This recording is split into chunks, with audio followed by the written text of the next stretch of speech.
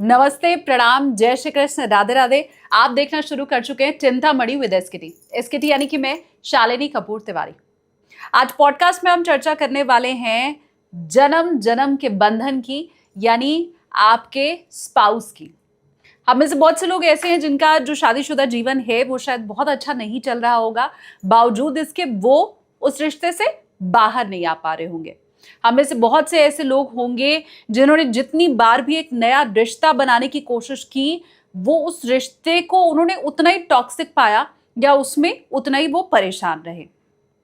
क्या ये पिछले जन्म का ही कोई बंधन है जो इस जन्म में आपको झेलना पड़ रहा है, आपको निभाना पड़ रहा है? एक गाना है ना, तेरा मुझसे है पहले का नाता कोई। तो ये क्या वो पहले वाला ही कोई नाता है जो इस जीवन में आपको सुख दे रहा है या दुख दे रहा है? एक्स्ट्रा मैरिटल अफेयर को किस तरह से डिफाइन करते हैं अगर हम पास्ट लाइफ की बात करें तो वो, टॉक्सिक रिलेशनशिप को हम कैसे डिफाइन करते हैं पास्ट लाइफ की बात करते हुए, ये सारी चीजें आज के पॉडकास्ट में हम समझेंगे। पॉडकास्ट में मेरे साथ जो मेहमान हैं आप उनको पहले भी देख चुके हैं चिंतामणि विद एसकेटी में। हमारे साथ एक्सेस कॉन्शियसनेस फैसिलिटेटर और आकाशिक रिकॉर्ड रीडर वर्षा सेंगल जी हैं। बहुत स्वागत है आपका। Thank you Shalini.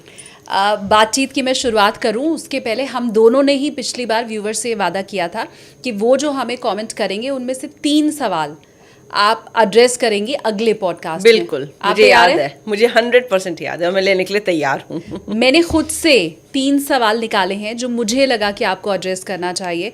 मैं वो पूछ सकती हूँ या कुछ उसमें? नहीं, आप पूछिए। I am giving you the full authority. जो लोगों ने पूछे हैं, हाँ। प्लीज आप उनमें से निकालिए जो आपको ठीक लगे और मैं आंसर करूंगी। डन। तो आप अब लगातार देखते रहिए आज का पॉडकास्ट। 3 सवाल जिसका जवाब आज वर्षा दी देंगी, और आपको अगर कुछ पूछना है अगले पॉडकास्ट के लिए तो जो भी आपके मन में सवाल है आप कमेंट सेक्शन में लिखिए वर्षा जी से, हम उसका जवाब अगले पॉडकास्ट में जरूर लेंगे। बिल्कुल। अब क्योंकि आज हम बात करने रिश्तों की बैठे हैं और खासकर हम सब ये जानना चाहते हैं कि हमारा जो स्पाउस है, हमारी वाइफ, हमारा हस्बैंड या हमारा गर्लफ्रेंड बॉयफ्रेंड, जिसके साथ भी हमारा रोमांस वाला रिलेशनशिप है, वो क्या सोलमेट है, उसको क्या हमने चुना, और ये दर्द, ये पीड़ा जो रिश्तों में है उन सब का हम जिक्र करने वाले हैं।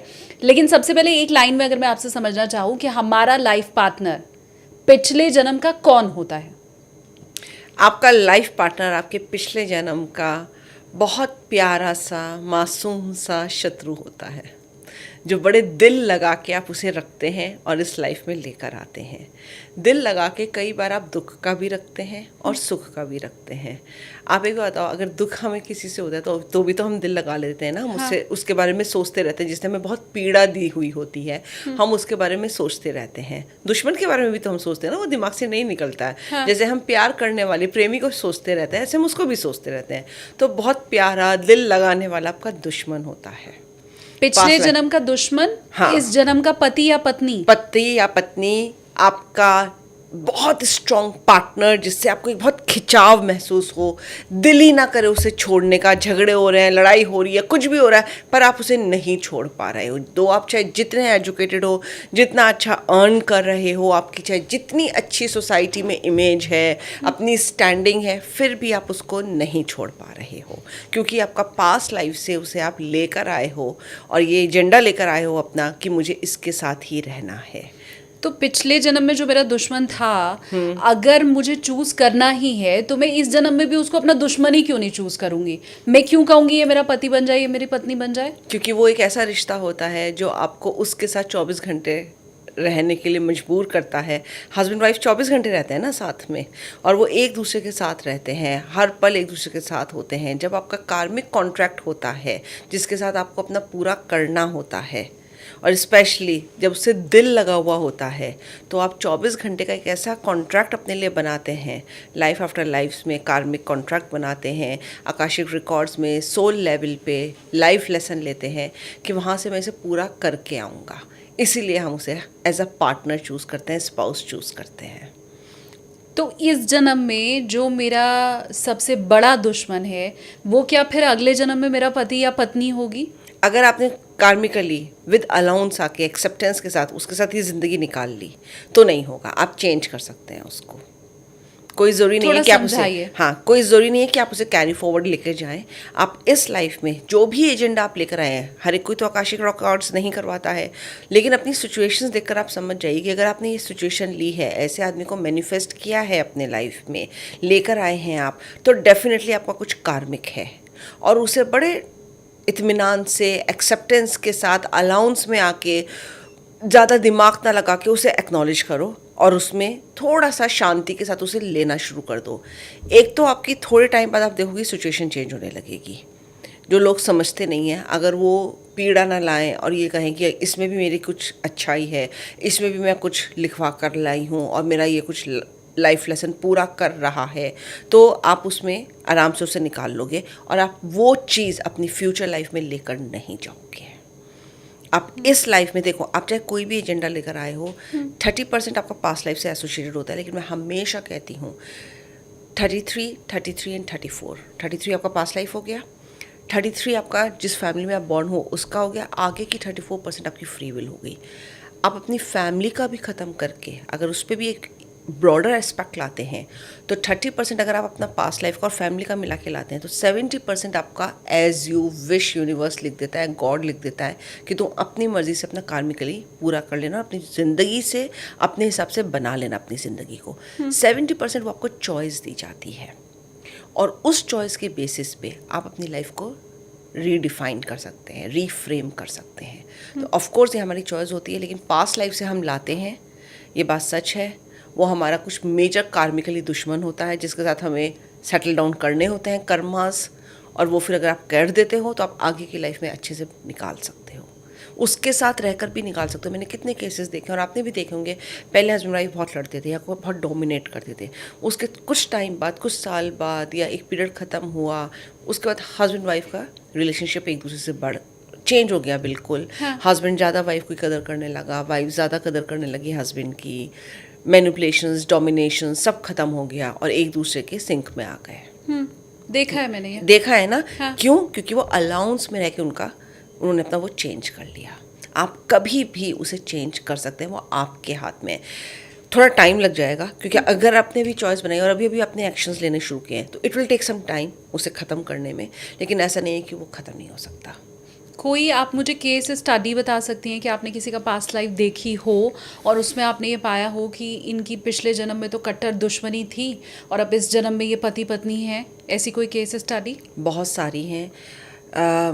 मैं भी रिसेंट आपको बता सकती हूँ। एक लेडी ने मुझसे अपना, यूएस क्लाइंट ने मुझसे अपना आकाशीय रिकॉर्ड्स करवाया एंड शी सेड कि जब मैंने पढ़ना शुरू किया, I was not knowing anything about her, but मैंने उन्हें बताया कि मुझे आपके हस्बैंड के साथ बहुत क्याओटिक आपकी रिलेशनशिप दिख रही है, और अगर मैं देखूं तो पास्ट की 4 लाइफ्स आप इनके साथ थी और आपकी डोमिनेंस इनको आपने करी है, डोमिनेंस, और अब आपने जो ये लाइफ प्लान किया है इनके साथ किया है।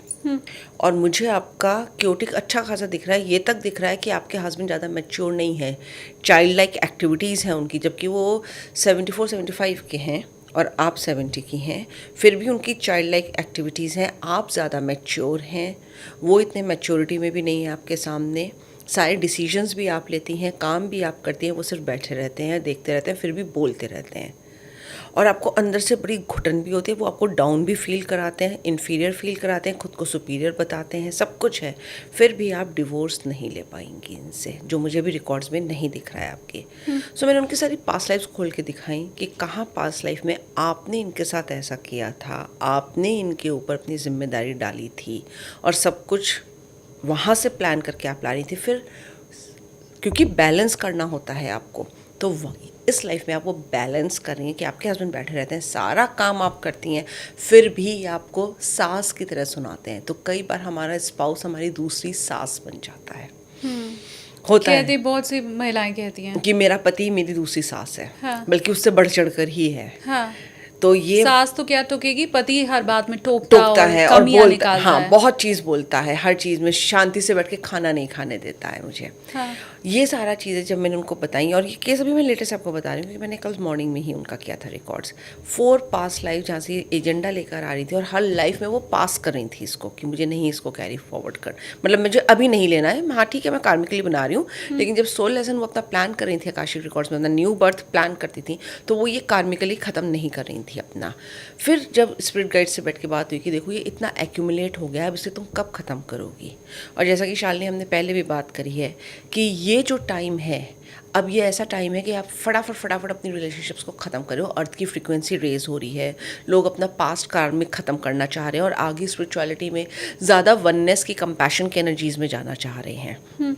तो उन्होंने अब ये प्लान लिया। इतनी पैथेटिक लाइफ वो लीड कर रही थी, फिर भी उनके मन में नहीं आता था, मतलब मन में आता भी था अगर डिवोर्स का, तो वो ले नहीं पाती थी डिवोर्स। उनके हाथ रुक जाते थे, जाम हो जाते थे, वो बढ़ नहीं पाती थी आगे। जबकि अमेरिका मॉडर्न कंट्री है, खुद पढ़ी लिखी हैं, सारे काम खुद करती हैं, अच्छा खासा कमा रही हैं, फिर भी हस्बैंड के आगे आके बिल्कुल दब जाती हैं। दिस इज़ 100% कार्मिक। क्लाइंट्स इससे ज़रूर, हमारे व्यूअर्स इससे अपने आप को एसोशिएट कर सकते हैं कि आपके पास सारी खूबी, आप सब कुछ घर में अकेले कर रहे हैं, सब कुछ मैनेज कर रहे हैं अपनी लाइफ को, लेकिन ये एक ऐसा कॉर्नर है आपकी लाइफ का, एक ऐसा पार्ट है आपकी लाइफ का कि आप अपने आप को आगे बढ़ा ही नहीं पा रही हैं। वहाँ पे आके आप चुप हो जाते हैं। जैसा वर्षा जी कह रही है, कोई अगर खुद को वैसे एसोसिएट कर पा रहा है तो प्लीज़ आप हमें कमेंट करके बताइए। आप ये कह रही हैं कि वो महिलाएं जो सब अपने से कर रही हैं, जो सेल्फ इंडिपेंडेंट भी हैं और हस्बैंड से उन्हें प्यार भी नहीं मिल रहा है, लेकिन वो कामिक ही है जिसके चलते वो डाइवोर्स नहीं ले पा रही है। 100% आपका कार्मिक है। और आप वो नहीं ले महिलाएं पाएंगे। जो डिपेंडेंट हैं, वो महिलाएं जिनका पति उन्हें मार रहा है, पीट रहा है, पढ़ी लिखी नहीं है, वो भी पिछले जन्म के उनके कर्म थे, आप कह रही हैं? यस, ये भी उनके कर्म है। दोनों कैटेगरीज होती हैं, एक पढ़ी वाली भी, एक बेपढ़ी वाली भी। या पढ़ी लिखी होंगी तो भी नहीं शायद अपने लिए इंडिपेंडेंट हो पा रही हैं, अपने लिए कर पा रही हैं। दोनों कैटेगरीज हैं, दोनों में ही 100% शालिनी ये पास्ट लाइफ से आपका सोल लेसन है, लाइफ लेसन है, कार्मिक कॉन्ट्रैक्ट्स हैं जो आप पूरे कर रहे हैं। वो जो नुक्ताचीनी पार्टनर करता है ना, बैठे बैठे सुई सी चुभ होता रहता है, कड़वे शब्द बोलता रहता है, वो सारा कुछ आप पास्ट का अपना डेथ क्लियर कर रहे हैं। अब आप मुझे ये बताइए कि मेरा इस जन्म का जो दुश्मन था, जिसे मैंने अगले जन्म में अपना लाइफ पार्टनर चूज़ किया, क्या ये जो कामिक रिकॉर्ड्स थे, इन्हें ख़त्म करने का कोई दूसरा और रास्ता नहीं था, जो किसी सोल ने अपने दुश्मन को अपना पति या अपनी पत्नी बना लिया? और कोई रास्ता इतनी इजीली आपको सारा ख़त्म करने के लिए नहीं देगा, क्योंकि जब जिस इंसान के साथ आप पूरे टाइम रहते हैं, एक ही छत के नीचे रहते हैं, सारी बातें उसके सामने ही होती हैं, वो जल्दी आपका लेसन, आपके कार्मिक कॉन्ट्रैक्ट्स पूरी कराएगा। ऑफिस में आदमी होगा, वो कुछ घंटे के लिए जाता है, फिर आप एक माइंडसेट भी बना लेते हो, भाई ये तो अब ऑफिस की बात है, क्यों घर में लाना। जॉब स्विच भी कर लेते हैं। दो, अगर आपका कार्मिक होगा और अगर आप वो पैटर्न और लूप ला रहे हो पास्ट लाइफ से, तो आप वैसे ही बॉसेस, वैसे ही कुलीग्स और वैसे ही जॉब सिचुएशंस बार बार अट्रैक्ट करोगे, वो एक अलग बात है। लेकिन इस इंसान के साथ जो आपके साथ एक छत के नीचे रह रहा है, एक बेड आपके साथ शेयर कर रहा है, एक कमरा आपके साथ शेयर कर रहा है, वो तो आप 24 घंटे उसको देख रहे हो ना। अगर वो ऑफिस भी जा रहा है, वो काम पे भी निकल रहा है, तो आप उसका घर संभाल रहे हो ना, आप उसके कपड़े, उसका अलमारी, उसका सामान सारे की देख रेख कर रहे हो ना, उसके बच्चे पाल रहे हो ना। तो आपको अंदर से खिचखिचाहट, गुस्सा, बहुत ही तकलीफ का अनुभव होगा ना। वो आपका जितनी जल्दी कार्मिक ख़त्म करेगा, और कोई दूसरा पर्सन उस रिलेशन में आके, जब तक वो उस रिलेशन में नहीं आएगा, वो ख़त्म करेगा ही नहीं। इसलिए पार्टनर्स चूज़ किए जाते हैं, स्पाउस इसलिए ही चूज़ किए जाते हैं कि जल्दी से हमारा कार्मिक ख़त्म हो जाए। इसी वजह से ये लविंग रिलेशनशिप की हम बात कर रहे हैं, लेकिन पेरेंट्स भी इसी वजह से चूज़ किए जाते हैं। और अगर पेरेंट्स से वो रिश्ता नहीं रहता है, क्योंकि सबसे ज़्यादा टाइम अगर हम देखें तो हम अपने स्पाउस के साथ काटते हैं लविंग रिलेशनशिप में। पेरेंट्स भी एक टाइम के बाद, अगर बच्चा पढ़ने निकल जाए 12th के बाद या 10th के बाद, तो वो इतना कांटेक्ट नहीं रहता है। और या अगर शादी हो जाए या जॉब पे चला जाए, तो फिर तो चेंज ऑफ प्लेस हो गई, वो उतना नहीं रहेगा। लेकिन सबसे ज़्यादा टाइम निकालोगे किसके साथ? स्पाउस के साथ। सब कुछ तो आप शेयर कर रहे हो, Right. तो उसी की बात तो आपको सबसे ज़्यादा तकलीफ देगी। पेरेंट्स के साथ आप सब कुछ शेयर थोड़ी करते हो। पेरेंट्स के साथ आप एक बेडरूम में नहीं रहते, एक पलंग नहीं शेयर करते। ये रिलेशनशिप सिर्फ आपकी अपने स्पाउस के साथ होती है, और उसी की बात आपको दुखी करती रहती है। और फिर कई बार आपको लेबल लगाना पड़ता है, मास्क पहनना पड़ता है अपने चेहरे पे कि आप मुस्कुराते रहोगे, अंदर अंदर कुड़ते रहोगे, फिर भी उसके लिए सारा काम करते रहोगे। अगर वो अर्निंग है और आप अर्निंग नहीं है, तो आपको ये करना पड़ेगा। अगर एक अर्निंग है और दूसरा नहीं है, मान लें कि पत्नी अगर पति के ऊपर डिपेंडेंट है, उसको 1,000 रुपए के लिए भी, 500 रुपए के लिए भी अगर पति से पूछना पड़ रहा है, तो क्या ये भी पिछले जन्म का है? मतलब पति वैसे तो आपकी पूरी टेक केयर कर रहा है, लेकिन आपके हाथ में पैसा नहीं दे रहा है। ये 100% ये पास्ट लाइफ से आ रहा है आपका। हम पास्ट लाइफ को बिल्कुल नेगेट नहीं करते, उसके इम्प्रिंट्स आपकी लाइफ में आते हैं कार्मिकली। उस टाइम पर वाइफ ने हस्बैंड को पैसे के लिए तरसाया होगा, या कुछ ऐसा रिश्ता रहा होगा कि पैसे को लेके किचकिच रही होगी, तो वो इस लाइफ में आके पूरी कर रही हैं। कई बार इसमें इस तरह से भी मैंने केसेस में देखा है। शालिनी जमींदार हुआ करते थे, मैंने ऐसे केसेस बहुत देखे हैं जो पैसा सूद पे दिया करते थे या वैसे दिया करते थे, और फिर लोग इतने पढ़े लिखे नहीं होते थे, बही खाते में अपने हिसाब से लिख लेते थे और ज़्यादा चार्ज करते थे, उसकी परसेंटेज ज़्यादा चार्ज करते थे। तो वो भी तरसा तरसा के कोई ले लेता था या कर लेता था, या परेशान हो जाता था कि कब से चुकाए जा रहे हैं, इनका कर्जा ही ख़त्म नहीं हो रहा। लिए तो हमने 50 रुपये थे, आज हम अभी तक हम 500-800 रुपये दे चुके हैं, क्योंकि उस टाइम पे 500-800 और 50 रुपये भी बहुत बड़े होते थे। लोग 50-50 रुपये भी लेते थे शादियाँ कराने के लिए, तब से दिए जा रहे हैं सूद मिला के सब कुछ, और इनका अभी तक कर्जा हमारे सर से ख़त्म नहीं हुआ। हमने अपनी ज़मीनें भी बेची तब भी।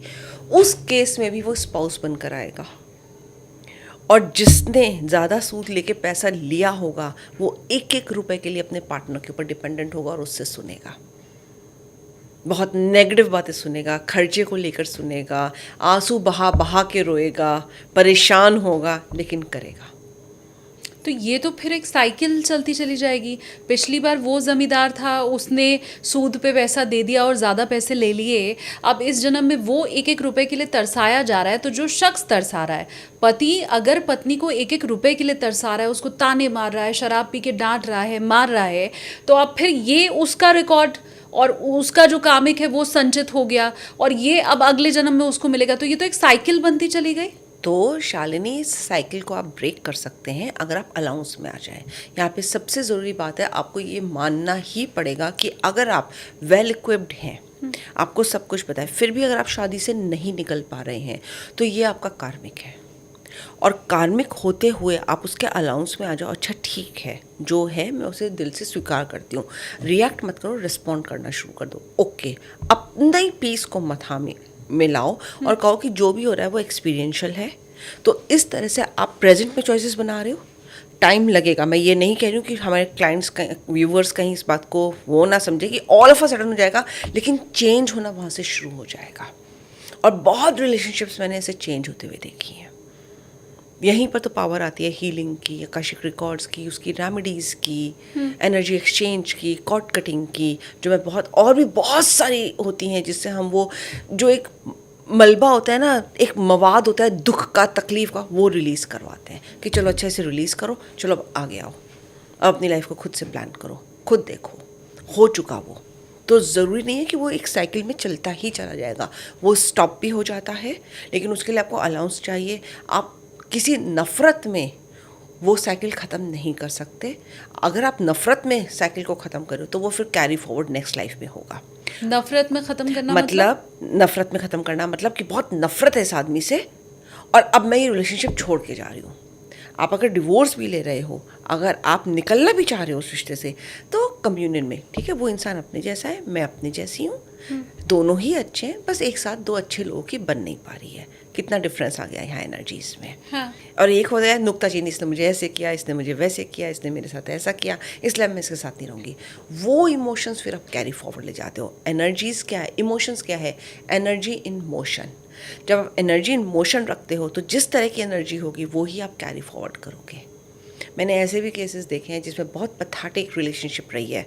आकाशिक में मैंने बताया लोगों की पास्ट लाइफ में आपकी इन इंसान के साथ बहुत गंदी वाली रिलेशनशिप रही है, जहाँ पे बहुत टॉर्चरस था, पर आपने उसके ऊपर काम किया उसी लाइफ में, सारा कुछ अपने सब कुछ ख़त्म किया, अब ये लाइफ में आपके बेस्ट फ्रेंड बनकर आए हैं, या आपके एक सपोर्ट सिस्टम, जैसे एक होता है ना कि बस अच्छे एक बीइंग, काम किया और चले गए, कोई द्वेष भावना नहीं, कुछ नहीं। जबकि उनकी पास्ट लाइफ अगर मैं देखूं तो बहुत गंदी वाली निकली है, ख़राब वाली, दुख तकलीफ़ वाली निकली है, लेकिन उसी लाइफ में उन्होंने उस पर काम किया कि ठीक है जो भी हुआ भगवान मैं तुझ पे छोड़ती हूँ, मेरे मन में इस इंसान के लिए कोई भेदभाव नहीं है, या कोई द्वेष नहीं है, कोई एंगर नहीं है, कोई फ्यूरी रेज नहीं है, चलो अब मैं इसे आगे तुझ पे छोड़ती हूँ।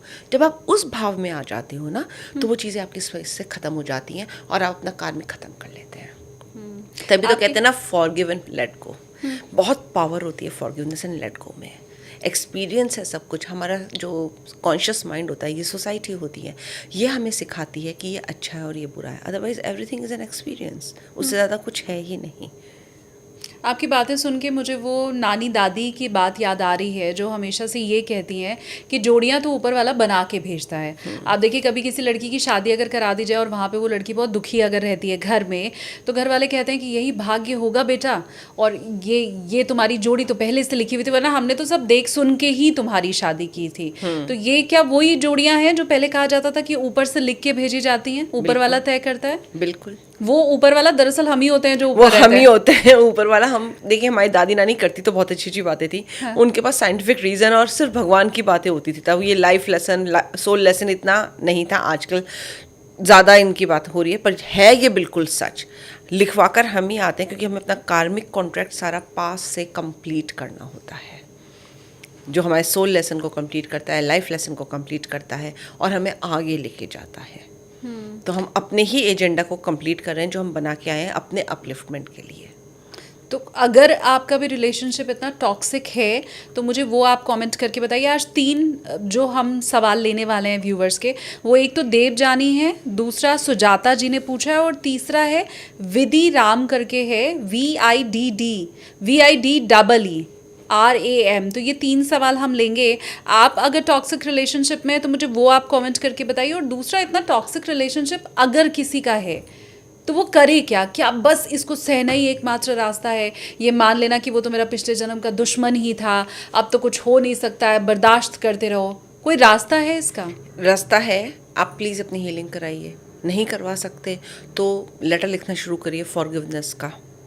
मैं आपको यहाँ पे टिप्स दे रही हूँ कि जहाँ भी पिछले जन्म में, क्योंकि ये तो सच है कि आप ला तो पिछले जन्म से ही रहे हैं, आपका कुछ कार्मिक कॉन्ट्रैक्ट है। जहाँ भी मैंने पिछले जन्म में जो भी इनके साथ किया, मैं उसके लिए आपसे दिल से माफ़ी मांगती हूँ। उस शख्स से ही माफ़ी? उस शख्स से। लेकिन आप ये लिखिए, क्योंकि जब आप लिखते हैं ना तो आपका सबकॉन्शियस माइंड एक्टिवेट हो जाता है, और जिस डोमिनेंट हाथ से आप लिखते हैं तो वहाँ से एनर्जीज सरपास होने लगती हैं, तो वो बहुत काम करता है। आप मिरर में भी आंखों में आंखें डाल के कह सकते हैं कि जितनी भी मैंने पास्ट लाइफ में इनके साथ, अपने पार्टनर के साथ, स्पाउस के साथ परेशानियाँ करी हैं, जो अब ये मुझे दे रहे हैं, मैं उससे अपने आप को फ्री करती हूँ और अपने आप को माफ़ करती हूँ, और मैं इनको भी करती हूँ। होपोनोपोनो इस मामले में बहुत अच्छी है, जो मैं बहुत तारीफ़ करती हूँ। I am sorry, please forgive me, thank you, I love you. आप ये भी कर सकते हैं अगर आप किसी हीलर के पास नहीं जाना चाह रहे हैं या नहीं जा पा रहे हैं, क्योंकि मैं समझ रही हूँ कि ऐसी जब परेशानियाँ होती हैं, लेडीज़ के पास जनरली पैसा नहीं होता है कि वो किसी हीलर के पास जा सकें। I will be very honest with you Shalini. तो ये कुछ आप चीज़ें कर सकते हैं। आप स्क्रिप्टिंग करिए, आप मिरर में देखकर बोलिए, आप होपोनोपोनो करिए। और होपोनोपोनो का भी एक तरीका है, दिल पे हाथ रखिए, क्योंकि सबसे ज़्यादा आपका जख्मी क्या है? हार्ट चक्रा है, दिल टूटा हुआ है ना हाथ से, ये जैम है आपका। यहाँ पे दोनों हाथ रखे और बोलिए I am sorry, please forgive me, thank you, I love you. जो भी मैंने आपके साथ किया, आई एम सॉरी, मुझे माफ़ कर दो। अब हम प्यार से आगे बढ़ते हैं, अब हम प्यार से आगे बढ़ते हैं। ऐसा हो ही नहीं सकता शालिनी कि आपको रास्ते ना दिखें। कुछ दिन करके देखो और आप देखो कैसे आपको रास्ते दिखने शुरू होते हैं। This is very powerful technique, extremely powerful. कितने दिन फिर भी करना होगा? मैं आपको कहूँगी 3 महीने करो, क्योंकि 3 महीने में आपके न्यूरॉन्स चेंज होने लगते हैं, और ये साइंटिफिकली प्रूवन है। और वहाँ से चेंज होने लगता है। आपको गुस्सा आएगा, आपको रोना आएगा। ये आसान नहीं होगा करना लोगों के लिए, बहुत मुश्किल होगा, पर इसको करो। लोग कहते हैं आप योगा करिए, आप प्राणायाम करिए, लेकिन नहीं लोगों का मन लगता है इन चीज़ों में। मुझे मालूम है नहीं लगता है लोगों का, और उन्हें दिक्कत होती है। तो स्क्रिप्टिंग कह रही हूँ मैं। अगर आपको शीशे में देखकर आंखों में आंखें डाल के दिक्कत हो रही है बोलने में, तो मत करो। पर आप ये बोल सकते हो दिल पे हाथ रख के, और आपको रोना आएगा, चीखने का मन करेगा, जो भी परेशानी होगी, पर उसको जब आप करोगे तो आपके स्टक इमोशंस है ना, वो रिलीज़ होने शुरू करेंगे। Catharsis is very important, extremely important. अगर कैथारसिस होता है ना तो आपके मन का जो दुख होता है ना वो पिघलने लगता है।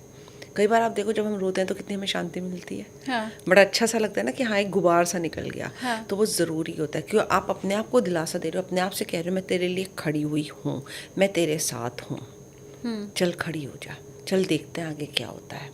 ये आपकी डिपेंडेंसी अपने स्पाउस पे ख़त्म करवाता है, करवाएगा धीरे धीरे ही। मैं ये नहीं कह रही हूँ, बिल्कुल क्लाइंट्स व्यूवर्स ये ना सोचें कि एकदम से हो जाएगा, पर वो धीरे धीरे स्टार्ट कर देगा प्रोसेस, क्योंकि लेयर बाय लेयर आप जख्मी हुए हैं ना, तो टाइम लगता है कभी कभी, लेकिन वो स्टार्ट कर देगा। ऐसे बहुत से लोग होते हैं जो हस्बैंड के चलते नहीं, बच्चे के चलते बंधे होते हैं इस रिलेशनशिप में। और ऐसा पहले तो मैंने बहुत देखा है। एक तो कम उम्र में लड़कियों की शादी कर दी जाती थी, फिर शादी होने के बाद बहुत जल्दी ही वो कंसीव कर लेती थी और बच्चा हो जाता था। फिर सारी ज़िंदगी वो खुद भी यही सोचती थी और घर वाले भी यही कहते थे कि अपने लिए ना सही इस बच्चे के लिए कम से कम सोच ले, बच्चे का फ्यूचर क्या होगा। तो बहुत से लोग रिलेशनशिप में हस्बैंड के चलते या स्पाउस के चलते नहीं बंधे होते हैं, बच्चे के चलते बंधे होते हैं, क्योंकि वो कार्मिक लिए लेकर आए हैं। कई बार बच्चा ये कार्मिक कॉन्ट्रैक्ट लेकर आता है कि इन दोनों को मेरी देखरेख करनी है और ये जब तक मैं साथ में रहूँगा इनके, ये मेरे रहेंगे, उसके बाद ये स्प्लिट कर जाएंगे। इस ऐसे भी केसेस मैंने देखे, आप सही कह रही हैं बिल्कुल, मैंने आकाशिक में ऐसा देखा है कि हम सिर्फ बच्चे के लिए बंधे हुए थे। बच्चे को बीमारी थी तो हम दोनों हस्बैंड वाइफ साथ में थे, पूरी तरह से बहुत अच्छे से उसके सामने रहते थे, सब कुछ करते थे। The moment he closed his eyes हम स्प्लिट हो गए, क्योंकि फिर हमें कोई एजेंडा ही नहीं रहा कि हम साथ में क्यों हैं। तो वो बच्चा जोड़ के रखता है और वो लेकर आता है। कई बार बच्चे इसलिए बीमारी भी कुछ ऐसी लेकर आते हैं, तो कैंसर की कम उम्र में, हाँ. कम उम्र में ऐसी कुछ बीमारियां लेकर आएंगे कि पेरेंट्स दोनों ही डॉक्टर्स के पास भागेंगे, करेंगे सारे काम, एक दूसरे के साथ रहेंगे, सब कुछ दिखाने के लिए perfectly, for a very simple reason, क्योंकि वो कार्मिकली बच्चा वो उनका बैगेज ख़त्म करने आया था और कॉन्ट्रैक्ट ख़त्म करवाने आया था। और जैसे ही बच्चा गया उनका कॉन्ट्रैक्ट ख़त्म हुआ और वो स्प्लिट हो गए। ऑटिस्टिक बहुत से बच्चे होते हैं, ऑटिस्टिक होते हैं बच्चे, बहुत सारी बीमारियां होती हैं। हाँ. कई बार मैंने देखा है कि ब्रेन ट्यूमर से भी एक्सपायर हो गए, छोटे छोटे बच्चों को किडनी फेलियर हो गया। मैंने काफ़ी बीमारी देखी है। एक अभी मैंने रिसेंटली किया था कुछ टाइम पहले, तो उसे पैनक्रेटिक कैंसर हो गया था, जबकि इतने छोटे बच्चे को, 11-12 साल के बच्चे को हम सोच भी नहीं सकते हैं पैनक्रेटिक कैंसर हो जाएगा। बहुत इलाज कराया है, सब कुछ किया, वेल टू डू फैमिली से थे वो लोग, यूएस भी लेके गए, किसी ने यूके बताया तो वहाँ भी लेके गए, लेकिन वो बेबी नहीं बच पाया था। 11-12 साल का रहा होगा, उससे ज़्यादा नहीं था। और उसके एक्सपायर होते ही पेरेंट्स अलग हो गए। और उनका एजेंडा देखिए, उन्हें बच्चा बड़ी मुश्किल से हुआ था, शायद 9 साल बाद शादी की हुआ था।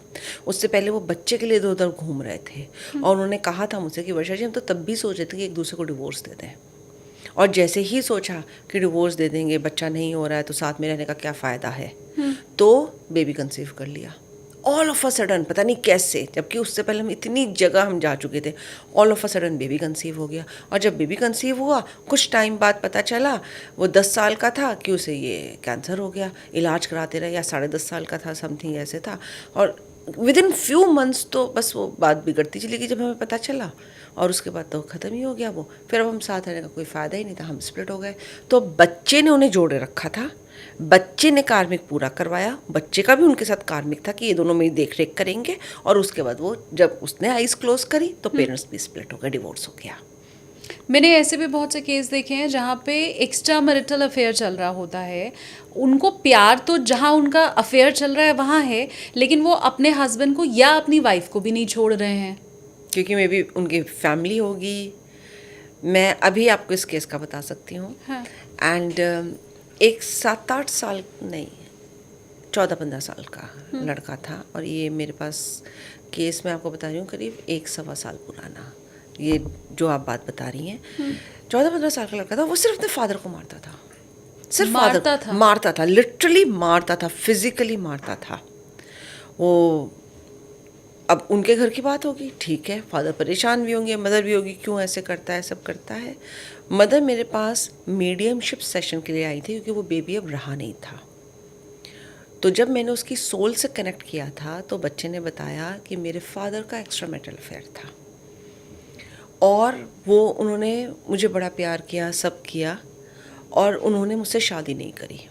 और कई साल रहे वो मेरे साथ, और मेरे 3 से 4 अबॉर्शन समथिंग, अब मुझे याद नहीं आ रहा पूरा कितने नंबर उन्होंने अबॉर्शंस कराए, मेरे अबॉर्शंस कराए, और झूठे झांसे में रखा कि मैं शादी करूँगा, और नहीं करी। और मुझे ये भी नहीं पता था कि इनकी फैमिली है, और ये मेरे साथ रहे, मेरे अबॉर्शंस होते चले गए।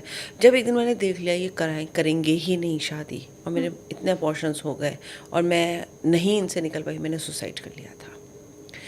वो सोल इनके बेटे को पोजेस कर लेती है अब, इस वजह से वो अपने हस्बैंड को मारता था एंगर में, क्योंकि उसमें वो लेडी की सोल थी। और फिर वो पेन देने के लिए कि देखो क्या पेन होता है, उस बच्चे ने 14-15 साल के बच्चे ने सुसाइड कर लिया था, ऊपर से नीचे कूद गया था। और वो दर्द में, फादर इतने दर्द में थे कि अपना कमरे में बैठे रहते थे, ऑफिस जाना बंद कर दिया था। मतलब वाइफ भी जॉब करती थी तो ठीक है, घर का खर्चा चल रहा था, सब था, लेकिन हस्बैंड बिल्कुल ही एक तरह से अलग ही हो गए थे, बिल्कुल एक अपने साइलेंस, एक कहते हैं ना अपने आपको बिल्कुल एक कुकून में कर लिया था, किसी से मिलना जुलना बंद कर दिया था। फिर इतना होने के बाद भी वो बेटे के लिए इल फीलिंग मन में नहीं ला पाए थे। कोई बात नहीं, मारता था, पीटता था, क्या हो गया, जिंदा रह लेता, क्योंकि उन्हें वहाँ से वो लेसन लेना था। जब उसकी मदर मेरे पास, फादर आए भी नहीं थे, मदर आई थी, मीडियमशिप का सेशन हुआ, सारी बात निकली, तो मैंने बताया कि बेटा ऐसे ऐसे करता था, ये था, और सारा बताया उन्हें। उनके लिए भी शॉकिंग था कि ऐसा कैसे हो गया, और हमें पता ही नहीं चला। आपको कई बार पता ही नहीं चलता है एक छत के नीचे, तभी तो मैंने कहा ना शत्रु दुश्मन होते हैं। हाँ। एक छत के नीचे आप जिसके साथ रह रहे हैं उसकी क्या स्टोरी है, क्या वो कर रहा है, हमें कई बार पता ही नहीं होता है। और हम सोचते हैं जितनी लंबी शादी हो गई, जितना बड़ा शादी हो गई, तो उतना अच्छा रिश्ता हो गया। अब मैं मान के चल रही हूँ कि उनका अफेयर, जो कि मुझे पता है पर मैं इससे ज़्यादा बोलना नहीं चाहूँगी, 7-8 साल पुराना अफेयर रहा होगा, तो वो बच्चा भी 7-8 साल का तो रहा होगा जो 14-15 साल में गया है। हाँ। है ना। और 7-8 साल अफेयर पुराना, उसमें इतने अबॉर्शंस होने, 4 अबॉर्शंस और सारा कुछ, वो लेडी वेट कर दे रही, फिर उसने सुसाइड किया, फिर वो बेटा उनका पोजेस हुआ, फिर उसने सुसाइड किया। तो कितनी लंबी स्टोरी। इतने में क्या होता है यार, फैमिली है, उनके 2 बच्चे थे, एक लड़का था और एक लड़की थी। और वो बेटा ने ऐसे कर लिया, ठीक है बेटी है सब है, लेकिन हस्बैंड का जैसे रस ही खत्म हो गया ज़िंदगी से, बिल्कुल जॉब पे नहीं जाना, तो फिर कौन रखता है, कॉर्पोरेट से हटा दिया गया उनको, सब हट गया। हो रहा है सारी लाइफ ऐसे ही हो गई। कोई सोचेगा कि 2 बच्चे हैं, ऐसा हस्बैंड कर सकता है। हम सोचते हैं कि बच्चों की पढ़ाई लिखाई में स्पाउस तो बिज़ी हो गया है, कहाँ ये सब सोचने का टाइम है। पर प्लीज़ अंधा विश्वास ना करें, अपनी सेंसेस को खुली रखें, आपको नहीं पता कब क्या टाइम बदल जाए। और ऐसे लोग बड़े स्मार्टली आपके साथ पूरी तरह से पेश आएंगे, अच्छे से घर में इन्वॉल्व होंगे, सब आपको लगेगा भी नहीं। एक्स्ट्रा मैरिटल वाले तो ज़्यादातर मैंने ऐसे लोगों को देखा है जो अपने घर में बहुत अच्छे से रहते हैं, वो अपनी बीवी का इतना ख्याल रखते हैं, इतने गिफ्ट्स देते हैं, आप सोच भी नहीं सकते कितने गिफ्ट्स देते हैं। कई बार ये अलार्मिंग होता है, अगर आपको इतने गिफ्ट्स मिल रहे हैं, आपको इतने डिनर्स और लंचेस दिए जा रहे हैं, आपको अगर वेकेशंस पे ले जाया जा रहा है, तो प्लीज़ थोड़ा सा अलर्ट हो जाइए, क्या पता उसके पीछे की स्टोरी क्या है। वाकई ये मैंने भी लाइव एग्जाम्पल क्योंकि देखे हुए हैं। और आज के टाइम में एक्स्ट्रा मैरिटल अफेयर में कल परसों रिपोर्ट देख रही थी जो इंडिया के बारे में बता रही थी कि 60% ऑफिस रिलेशनशिप इस समय एक्स्ट्रा मैरिटल अफेयर के हैं। एंड आई वाज शॉक्ड, मुझे लगा 60% तो ट्रस्ट कैसे किया जाए फिर अपने पार्टनर के ऊपर। एंड इसमें आपने अगर रिपोर्ट देखी तो उसमें एज क्राइटेरिया भी नहीं है। पहले कहते थे जब वाइफ प्रेग्नेंट होती है तब एक्स्ट्रा मैरिटल अफेयर चलते हैं हस्बैंड्स के, अब ऐसा नहीं है। अब 50s में चल जाएंगे, 55 में चल जाएंगे, 62 में चल जाएंगे, अब कोई एज भी नहीं रही है। तो बहुत ज़रूरी है, ठीक है आपका कार्मिक है, सब कुछ है, ट्रस्ट भी होगा, अंधा ट्रस्ट मत करो। वो जो ब्लाइंड फोल्डेड ट्रस्ट होता है वो मत करो, क्योंकि कहीं ना कहीं फिर आपका दिल इतनी बुरी तरह से टूटता है कि आप उससे समेट भी नहीं पाते हैं। लेकिन आपकी बातें सुन के डर फिर ये लग रहा है कि वो बचपन से जो लड़कियां बड़ी होती हैं ये सपना देख के कि कोई राजकुमार आएगा, मेरी शादी होगी, घर वाले कहते हैं ये काम भी सीख लो, ये भी सीख लो, थोड़ा दबना भी सीख लो ताकि आगे चल के तुम्हारी लाइफ अच्छी बीते। और सेम विद बॉयज़, वो भी एक बहुत अच्छी हैप्पी मैरिड लाइफ के बारे में हमेशा से सोचते रहे होंगे। लेकिन वो अगर पिछले जन्म का दुश्मन ही है, हमारा अगर ऐसा कामिक बंधन है कि हमको फिर वो चुकाते ही रहना है पूरी लाइफ, तो तो उस सपने का क्या, क्योंकि हम तो ये सोचते हैं हमें हमारा सोलमेट मिलने वाला है और अब तो सब अच्छा अच्छा होगा जीवन में। सोलमेट की डेफिनेशन लोगों को ना शायद यहाँ पे क्लियर नहीं है शालिनी।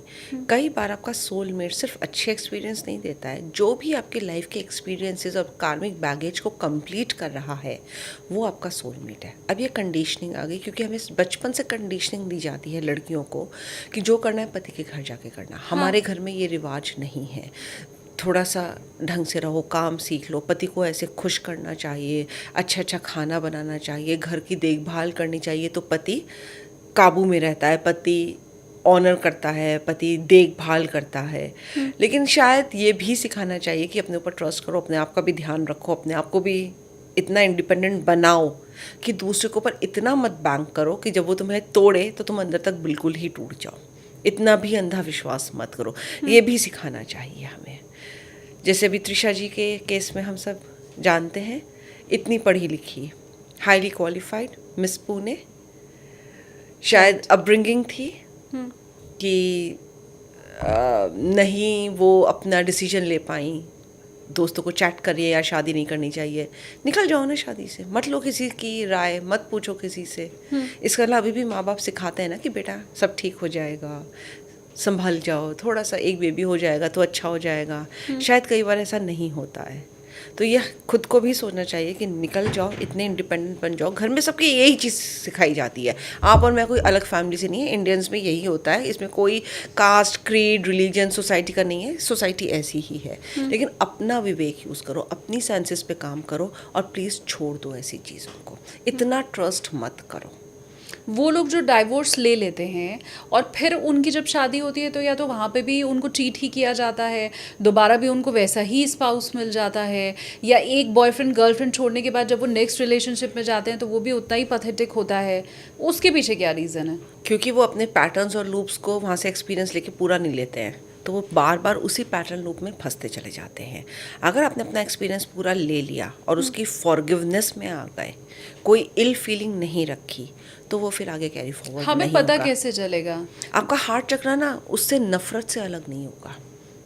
जैसे मैंने भी आपसे कहा भाई ठीक है, वो भी अच्छा है अपने हिसाब से, मैं भी अच्छा हूँ, दो अच्छे लोगों की नहीं चल पा रही है, कोई आपको ना कोई द्वेष भावना आएगी ही नहीं उस इंसान के लिए। हम अपनी हीलिंग्स में यही करवाते हैं कि आपके पैटर्न लूप्स अगर आपको ख़त्म करने हैं तो आपको अपने अंदर से क्लियर करनी पड़ेंगी वो सारे पास्ट के स्टक इमोशंस, जो जितने भी खराब इमोशंस आपको बांधे हुए हैं, जो आपके कड़वाहट ला रहे हैं, वो आपको ख़त्म करने पड़ेंगे अपने, तभी आप आगे बढ़ पाओगे। और आप ये भी रिपोर्ट आपने देखी होगी, अब तो मीडिया से आजकल लड़कियां कहाँ शादी करना चाहती हैं, इंडिपेंडेंट इतनी हो गई हैं, और लड़के भी हैं इस मामले में, वो भी डरते हैं शादी करने से कि नहीं हमारी इंडिपेंडेंस ख़त्म होगी, हमें दूसरे को जवाब देना पड़ेगा। तो शादी तब करो जब आपको वाकई में सही पार्टनर ऐसा मिले जो आपके साथ को एंजॉय करे, आप पे बंदिशें ना लगाए। पर ये मालूम कैसे चले, क्योंकि आजकल तो हम देख रहे हैं ज़्यादातर जो लव मैरिज है वो भी सक्सेसफुल नहीं है। शुरू में तो हमें लगता है कि जी ये तो बहुत अच्छा है, ये हमें आगे भी बढ़ाएगा, ये हमें समझ भी रहा है, पर आफ्टर मैरिज पता चलता है वो जितनी भी अच्छी चीज़ें थी वो तो बिफोर मैरिज थी, दिखावा था। हाँ राइट। तो कैसे मालूम कैसे चलेगा?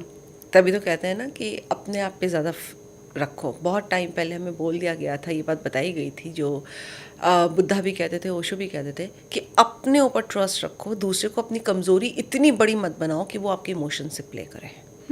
हम कमज़ोरी बना लेते हैं अपने पार्टनर को, अपने स्पाउस को हम अपनी कमज़ोरी बना लेते हैं कि इनके बिना तो मैं कुछ कर ही नहीं सकती या सकता।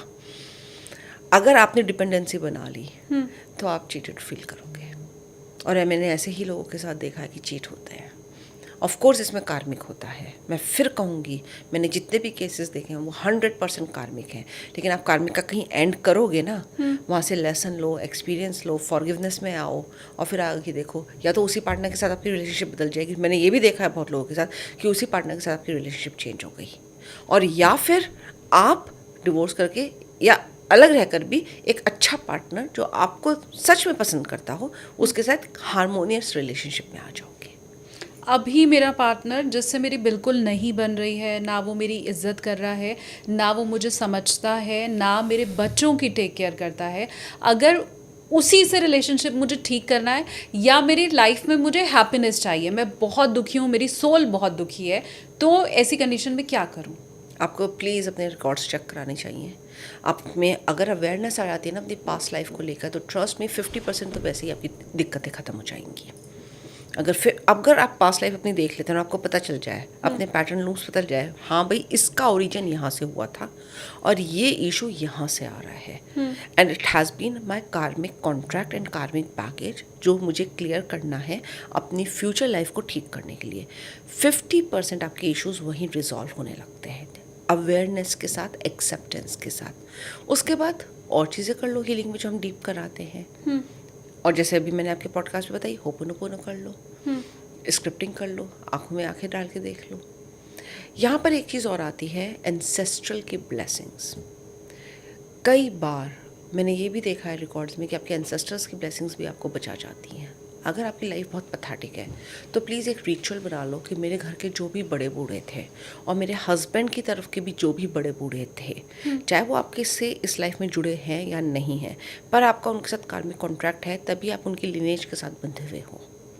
अच्छा, चाहे मैंने उनको देखा है या नहीं आपने देखा देखा या नहीं देखा शालिनी, मैं भी अपने हस्बैंड के जो एंसेस्टर्स हैं उनसे कहीं ना कहीं कार्मिकली बंधी हुई हूँ, तभी मैंने उनके लिनेज के पर्सन के साथ शादी करी है। यही चीज़ आपके साथ है, उनका ब्लेसिंग्स लेनी शुरू कर दो। कैसे? बस सोने से पहले मैं आप सब बड़ों को दिल से धन्यवाद देती हूँ, क्योंकि आप मेरी बेसिक, आप और आपके वंशज और आपकी अभी जो आगे की जनरेशन है, मेरी बेसिक नीड्स का, सुख सुविधाओं का ध्यान रख रहे हैं। क्या होती है बेसिक नीड? रोटी कपड़ा मकान, इन सब का आपने मुझे सुख दे रखा है। Thank you so much.